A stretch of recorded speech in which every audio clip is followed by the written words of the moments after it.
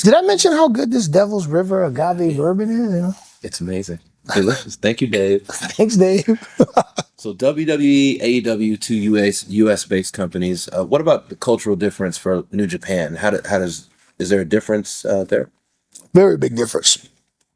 New Japan, when I was there, I don't know how much has changed, but when I was there, get your ass on the bus.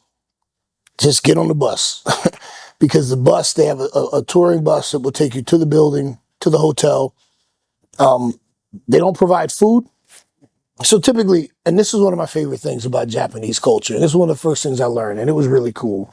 Because my very first tour, MVP son, late for bus. Which I'm never late. I'm never, I'm very good about that professionally, but the night before I went to Roppongi and had lots of drinks, and I called downstairs for a wake-up call, which I didn't get. I promise you, I didn't get my wake-up call.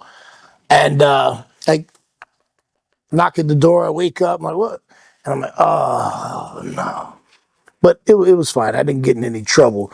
But in Japanese culture, they have a saying, if you're early, you're on time.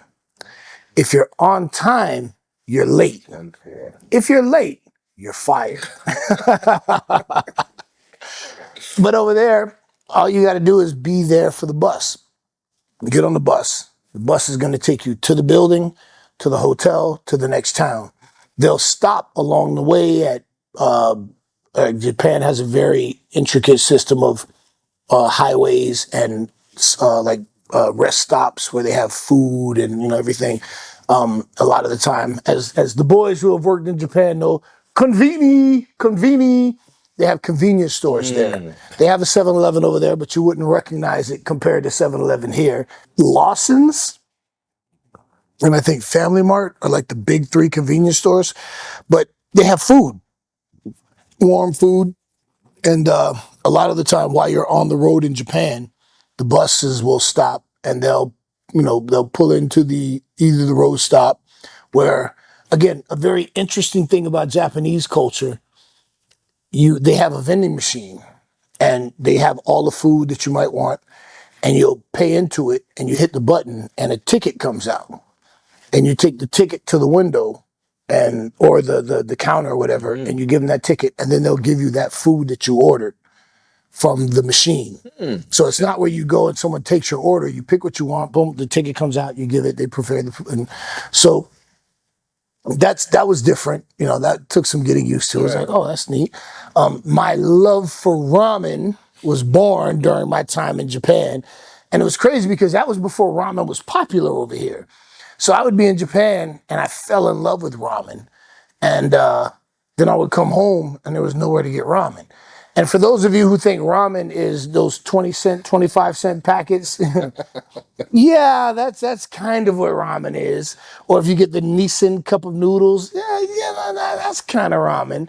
But if you haven't had real, authentic Japanese ramen with the broth that's been cooking for 24 hours, it's a completely different experience. Like your taste buds will throw a party. It's crazy.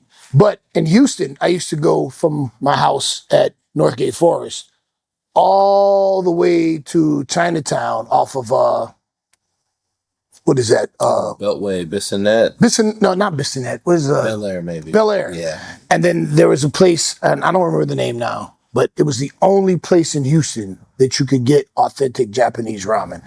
And I remember I brought my friend Gosh there when he came to visit. Remember Gosh? Yeah. I brought Gosh, Tsuyoshi-san. I brought him and I said, Gosh, I want you to try this ramen. Tell me if judge it for me. And Gosh ate the ramen. He goes, oh, MVP-san, so good ramen. He said, but you know good ramen. You're almost Japanese. Your opinion, same, And then right next door to that place, they opened up a place called Tiger Den Ramen. I haven't been there in quite some time, but it was amazing because they combined not just the ramen, but also the,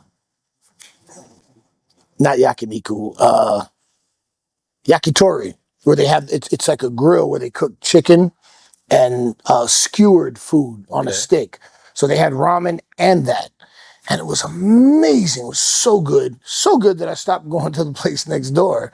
Cool. And then it got to the point where you had to sign a list, and it was a waiting list to get in.